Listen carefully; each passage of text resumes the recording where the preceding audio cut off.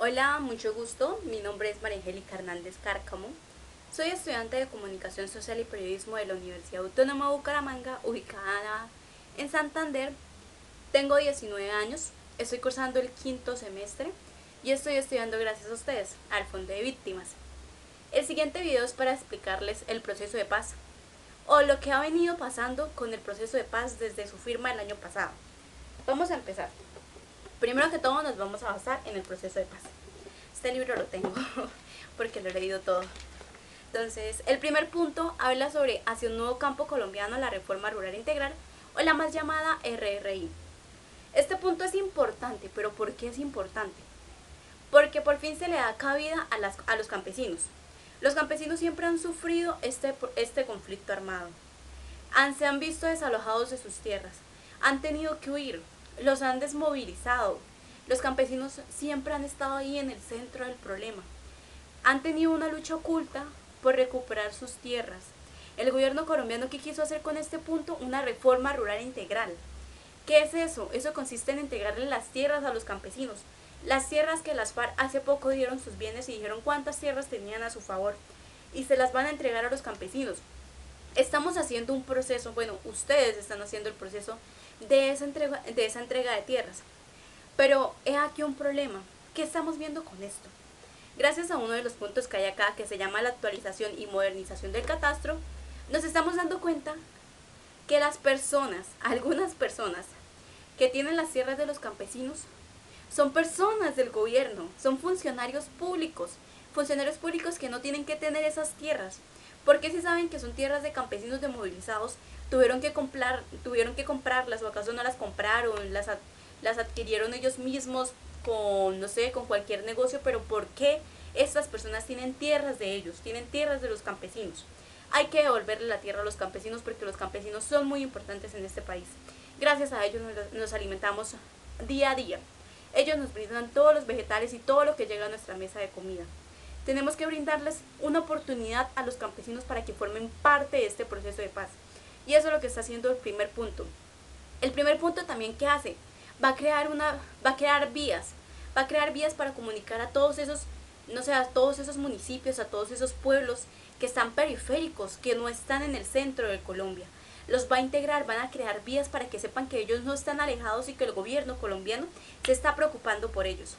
También les van a crear un fondo, les van a dar créditos, les van a prestar dinero para que puedan construir casas, puedan construir negocios, puedan construir vivienda, puedan construir todo lo que ellos quieran. Les van a brindar salud, les van a brindar educación, los van a acompañar, les van a brindar todo lo que desde un principio tuvieron que darles, pero en esta reforma se piensa hacer, se piensa cumplir, y eso es algo muy importante.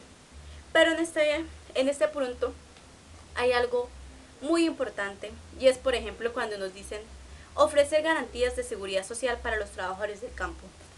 Están ofreciendo las garantías para los trabajadores del campo, para los campesinos, pero el problema es que un campesino va a pedir su casa y lo asesinan. Ese punto todavía no está muy bien, por así decirlo, planeado. ¿Por qué? Porque los campesinos están yendo a reclamar sus tierras. Aún hay disidencias, aún hay guerrilla, aún hay ELN, aún hay un montón de bandas criminales que no se las entregan. Otras bandas están tomando el poder. El gobierno colombiano necesita mirar esto, necesita mirar que se le cumpla a los campesinos, porque los campesinos creyeron en ustedes. Ellos creen en ustedes y necesitan cumplirles. También hablamos del segundo punto, que el segundo punto es la participación política.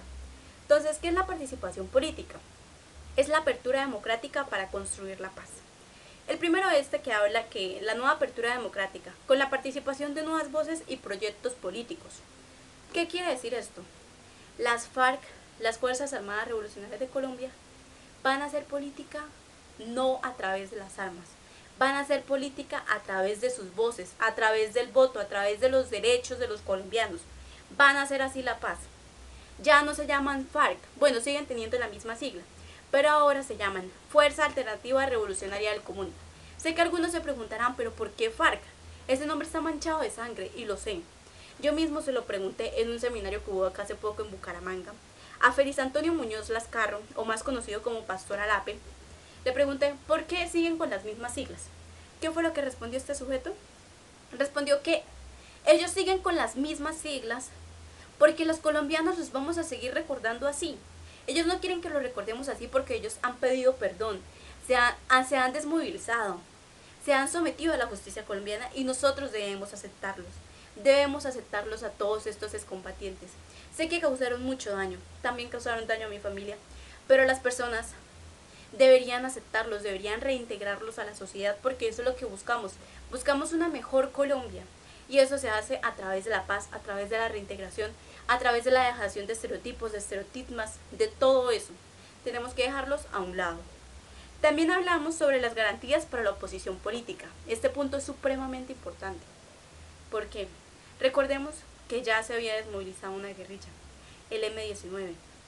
El M-19 no, la Unión Patriótica. ¿Qué sucedió con el partido de la Unión Patriótica? Más de 3.000 personas fueron asesinadas. ¿Por qué? Porque la extrema derecha del Congreso no aguantó que ellos fueran a gobernar desde ahí. Los asesinaron uno por uno, a líderes, a concejales, a personas, a padres de familia, a tíos. Los asesinaron. ¿Y qué pasó con la justicia colombiana? ¿Qué hizo? No hizo nada. Ellos creyeron en la justicia colombiana y las FARC también creen ahora mismo. Por eso es necesario garantizarle a ellos que nada de esto les va a suceder. Ya van 4 muertos, 4 excombatientes que salieron de las zonas veredales. ¿Qué sucedió? Por X o Y motivo los asesinaron. Tenemos que respetar la vida de todos ellos y no solamente de los excombatientes. Tenemos que respetar la vida de todos los pueblos, de todos los colombianos. Tenemos que respetarla porque eso es paz. Paz es no violencia. Tenemos que hacerlo. También estamos hablando de una mayor participación ciudadana. Y se ha visto la mayor participación ciudadana. ¿Por qué? Porque los pueblos que han sido más afectados por las FARC, por el conflicto, son pueblos que en este mismo momento tienen voz. Hay circunscripciones especiales para ellos, fueron creadas, ¿para qué? Para que ellos sepan, para que ellos sientan que el gobierno no los dejó abandonados y que sigue luchando por sus derechos.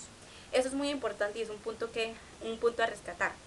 También hablamos del rompimiento del vínculo entre políticas y armas.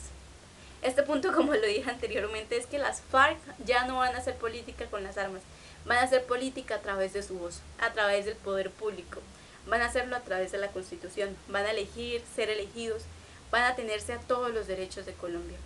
Y eso es sumamente importante.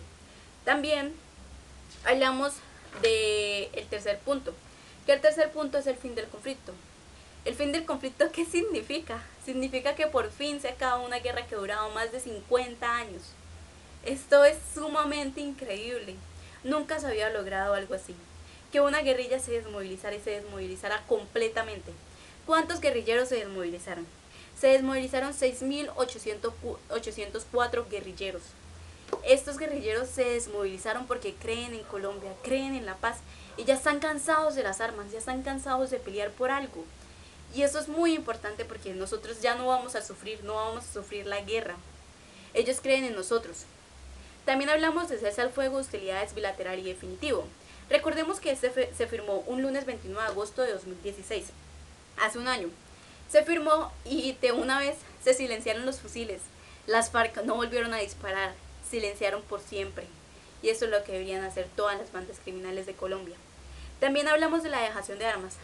Hace poco salió el listado. ¿Cuántas armas se entregaron? ¿Cuántas armas se destruyeron? Se destruyeron 8.994 armas, es decir, 41 toneladas. ¿Y qué se va a hacer con estas 41 toneladas? Se van a hacer 3 monumentos. Recordemos, uno es aquí en Colombia, otro es en La Habana, Cuba, donde se desarrolló el proceso de paz, y el tercero es en la sede de las Naciones Unidas, ubicada en Nueva York. ¿Por qué? Porque contamos con el apoyo de ellos y fue supremamente importante para nosotros. También vamos a hablar de las zonas veredales y puntos transitorios de normalización. Eran 26 zonas veredales, aunque al principio se dijeron 28, pero fueron a 26. Ya las zonas veredales dejaron de existir desde el 15 de agosto del presente año. Ya no se llaman zonas veredales. Se llaman espacios territoriales de capacitación y reincorporación a la vida civil.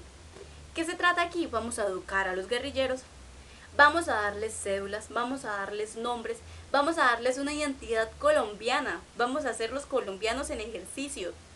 También estamos hablando, no solamente de eso, les vamos a brindar salud, les vamos a brindar educación porque estas personas, la mayoría de ellos no alcanzaron a cumplir el bachillerato o la primaria y se fueron al monte, se fueron a la guerra, a la lucha, a la lucha que ellos consideraban que era posible desarrollar desde el monte. Y en estos mismos momentos van a hacerla desde otro lugar. Entonces tenemos que aceptar eso, y no solamente les van a brindar cursos, el SENA les va a brindar cursos, otras entidades, y eso es un proceso que están haciendo en este mismo momento. También hablamos de las garantías de seguridad. Como veníamos recordando, el caso de la Unión Patriótica, van a garantizar que eso no se vuelva a repetir. ¿Por qué? Porque en Colombia, ¿cuántos líderes sociales han sido asesinados? Hasta el momento van 180 líderes. No mentiras, más de 180 líderes, porque cada día muere uno. Puede que en este momento estén matando a otro. ¿Por qué? Porque están luchando por los derechos de nosotros, los derechos de las víctimas, las personas que fueron afectadas por el conflicto. Y hay una gran mayoría a la que aún no le gusta eso. Hay personas que no quieren que eso suceda, pero estas personas hay que apoyarlas, hay que protegerlas. Por favor, Estado, bríndeles protección. Ellos necesitan saber que están siendo protegidos por ustedes. Este fue el tercer punto. También hablamos de la solución al problema de las drogas ilícitas, el cuarto punto. Entonces, este punto ha sido de gran controversia los últimos días. ¿Por qué? Porque salió un informe en donde decían que nosotros, los colombianos, somos los primeros productores de cocaína a nivel mundial, y el principal consumidor es Estados Unidos. Y entonces, ¿qué estaban diciendo? Que Colombia, en estos años que se supone que estábamos firmando el proceso de paz, debían disminuir estos cultivos ilícitos, pero lo que hicieron fue aumentar. Y en estos momentos se están erradicando manualmente. No vamos a erradicarlos con glifosato ni nada por el estilo. ¿Por qué? Porque queremos proteger el medio ambiente. Estamos viviendo en esta era en la cual el medio ambiente no está en su mejor momento. Se está deteriorando, se está desgastando. Solamente hay que ver los huracanes que sucedieron hace poco aquí en la costa Caribe, en otras ciudades. ¿Cómo quedó Costa Rica? ¿Cómo quedó Estados Unidos? Tenemos que ver eso, todos nos están pidiendo ayuda.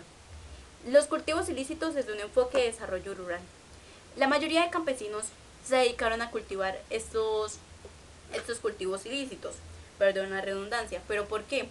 Porque no tenían nada más que hacer, no los dejaban cultivar otro tipo de cosas. Tenían que hacerlo o su vida corría peligro. Y en cualquier caso, cualquier ciudadano hace eso. ¿Por qué? Porque no cuenta con el apoyo del Estado y con la seguridad, y se tiene que ver obligado a hacer eso. Pero en estos momentos ya cuentan con el apoyo colombiano, y ya no se van a someter a hacer eso. También estamos hablando de la lucha contra el crimen organizado y el narcotráfico. Vamos a acabar con todas esas pequeñas bandas criminales que se unen y se unen a otras mayores. Vamos a acabar con ellas. Tenemos que resaltar que estamos haciendo un proceso de paz con el ELN. Bueno, hasta apenas están en mesas de negociaciones en Quito, Ecuador, pero vamos a lograrlo, ¿sí? Tenemos que tener fe en Colombia. También estamos hablando del consumo como un enfoque de salud pública. Van a darles campaña a los drogadictos, a las personas que estuvieron bajo estos efectos, van a ayudarlos, van a reintegrarlos a la vida. Y eso es algo que Colombia se ha intentado hacer, pero con este proceso se piensa hacer, por así decirlo, posible, hacer lo necesario. Y estamos el quinto punto, que es el más importante para la mayoría y del cual siempre hablaban, que es el acuerdo sobre las víctimas. El sistema integral de verdad, justicia, reparación y no repetición. Las víctimas son el punto del proceso, son el enfoque. Las víctimas fueron las personas que más sufrieron durante todo este tiempo, durante todos estos más de 50 años. ¿Por qué? Porque ellas siempre estuvieron ahí. Sufrieron la muerte de sus familiares, sufrieron la muerte de sus personas, la desaparición, el desalojo de sus tierras, la persecución, todos los malos tratos, violaciones, la violación a sus derechos humanos. Sufrieron muchísimas cosas. El primer punto, que habla sobre la Comisión para el Esclarecimiento de la Verdad, la Convivencia y la No Repetición. Este punto es muy importante. ¿Por qué? Porque la mayoría de personas quieren saber qué sucedieron con sus familias. ¿Qué sucedió con mi familia? ¿Qué le hicieron a mi familia? ¿Mi familia en este momento en dónde está? Necesitamos buscarla, necesitamos que ustedes nos cuenten la verdad sobre lo sucedido. Y tenemos acá una integración. ¿Por qué? Porque quien va a ser presidenta de esta, de esta todavía aún no tenemos presidente, pero de todos modos es muy importante porque necesitamos conocer la verdad, necesitamos saber qué sucedió. También hablamos de la creación de una unidad para la búsqueda de personas dadas por desaparecidas. Recordemos que aquí la directora será Luz Marina Monzón. Tenemos inclusión de mujeres. Y este punto es muy importante, porque vamos a crear una unidad de búsqueda. Pero ¿qué pasa con aquellas familias? Mi tía, por ejemplo. A mi tía, ¿qué le hicieron con su mamá? A su mamá se la descuartizaron y se la tiraron al río de Barranca. ¿Ella qué pudo hacer? No pudo hacer nada. Los cuerpos de ella están tirados en el río. Así, al igual que otras personas, tenemos estos casos. Casos en los cuales el Estado los abandonó. No fue cuando era necesario, pero ahora se quiere saber. Se quiere saber qué pasó con ellas. Buscar sus restos, darle paz a ellos. A pesar de que mi tía no pueda darle paz a los restos de su mamá, hay personas que sí necesitan. Personas que necesitan esa paz interior con su propio ser, con su familia. Saber que ellos sí estaban con ellos y que no pudieron defenderlos y pedirles perdón por todos los malos tratos. Porque una persona que está desaparecida y que no le pueden decir nada es tenaz. Pero gracias a este punto vamos a poder decir perdón, vamos a poder agradecer, vamos a encontrar los restos de ellos. También hablamos de la Jurisdicción Especial para la Paz, la llamada JEP. Entonces, ¿qué trata la JEP? También tenemos presidenta, que es Patricia Linares, y 51 magistrados contándola a ella. Esta JEP se va a encargar de investigar, juzgar, sancionar y adoptar decisiones que otorguen plena seguridad al cumplimiento del proceso de paz y a todos los involucrados, a todos los que hicieron parte de ese conflicto armado, ya sean fuerzas del Estado, ya sean civiles, ya sean funcionarios públicos, ya sea la misma guerrilla. A todos los que hicieron parte de este conflicto, a todos los actores los van a juzgar por igual. Y ahí, con base en sus crímenes, con base en sus declaraciones, se les va a juzgar. Pero hay casos que han salido a relucir y que se quieren someter a este proceso de justicia. Por ejemplo, el del general Rito Alejo del Río. ¿Este general de qué es juzgado? Este general es juzgado de los falsos positivos que se desarrollaron en el gobierno del expresidente Álvaro Uribe. También del asesinato de Jaime Garzón, el periodista. También hablamos del asesinato del excandidato presidencial Álvaro Gómez Hurtado. De la masacre de Mariparán. También hablamos de los generales Jesús Armando Arias Cabrales y Jaime Ustaquegui, junto con el exministro Diego Palacios. Muchas personas se piensan someter a esta justicia. Pero por favor, personas que se quieran cometer a esta justicia, digan la verdad. ¿Por qué? Porque van a poner a sufrir más a las víctimas. Las víctimas necesitan conocer la realidad, conocer qué fue lo que sucedió en todos estos años de conflicto. Y eso solamente se puede hacer si ellos dicen la verdad. Por último, lo que se piensa hacer cuando ya todos estos procesos o todos estos pasos se cumplan es la implementación, verificación y refrendación. Recordemos que ya hace poco ocurrió la segunda verificación de la ONU, que dijeron que todo estaba marchando bien y eso es un punto muy importante a nuestro favor. También estábamos hablando de los garantes. Estamos cumpliendo, dejamos las armas, reintegramos a los excombatientes. Ellos se entregaron, se están sometiendo a todo, entonces necesitamos que ellos cumplan. Muchas gracias por todo. Chao.